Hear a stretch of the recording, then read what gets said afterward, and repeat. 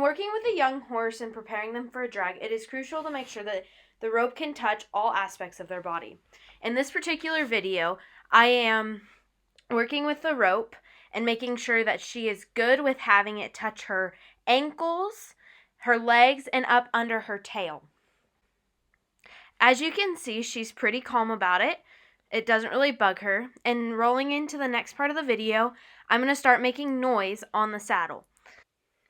When working on making sounds on the saddle, one way to do it is by running rope.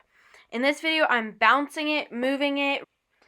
In this video, I'm also trying to get this horse used to having the rope go in and out of her eyesight, go up her neck, around her face, and just generally all over her body.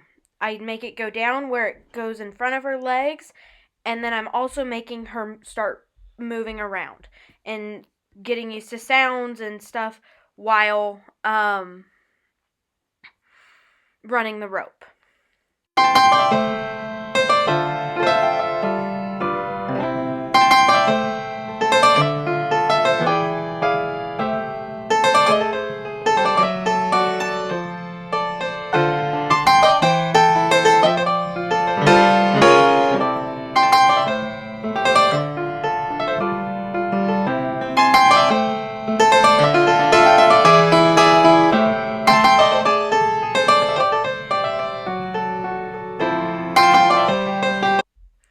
Part of this desensitization, I'm going to take a half dolly and get her used to the pull of the saddle and also the sound of the saddle horn.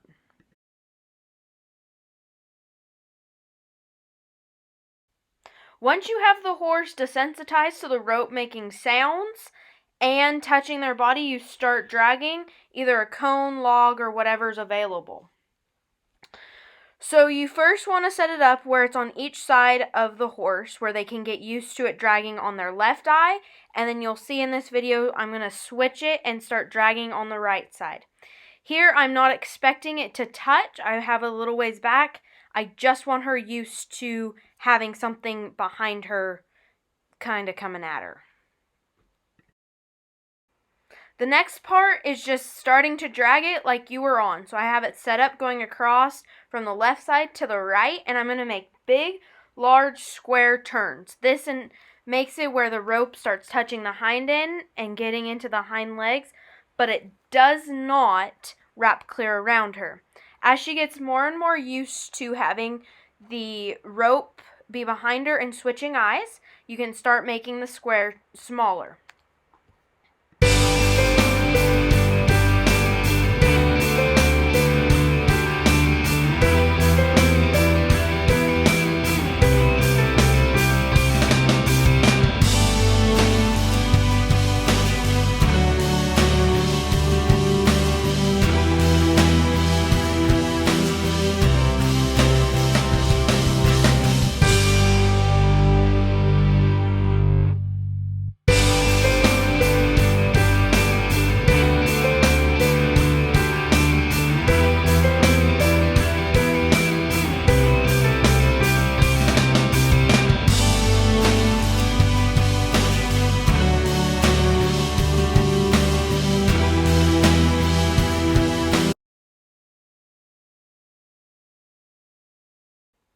Once you have the horse good about being desensitized on the ground and dragging, you go ahead and get on them. And first you want to make sure that they're good about their hips.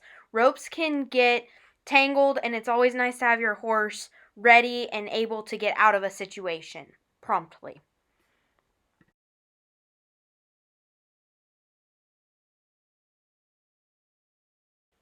One other thing you want to address before you begin dragging is making sure that they are good about noise and having things touch them from above, so you on them.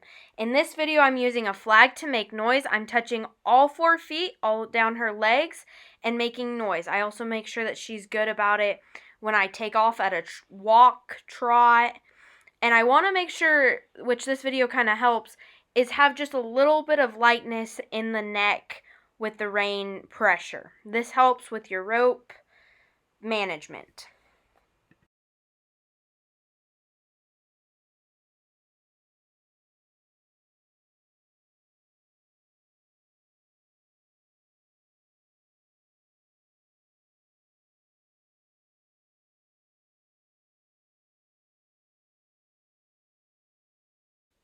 Once you are certain that your horse is good with the rope on the ground and even with stuff touching them and making noise when you're on them, you can go ahead and start dragging.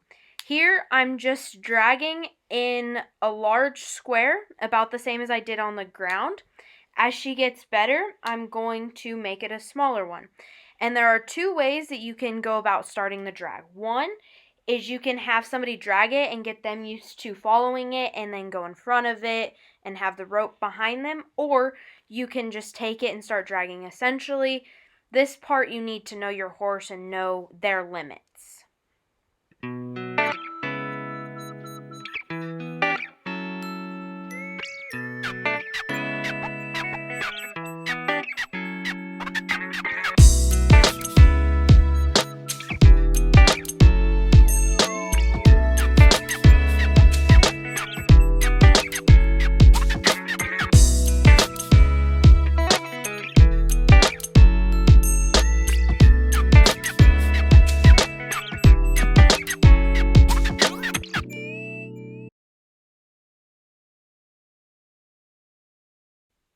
Here are just a few quick safety tips. So one, when you're first starting to drag, make sure you don't dally, because then you can move your rope and get it away from you if you need to.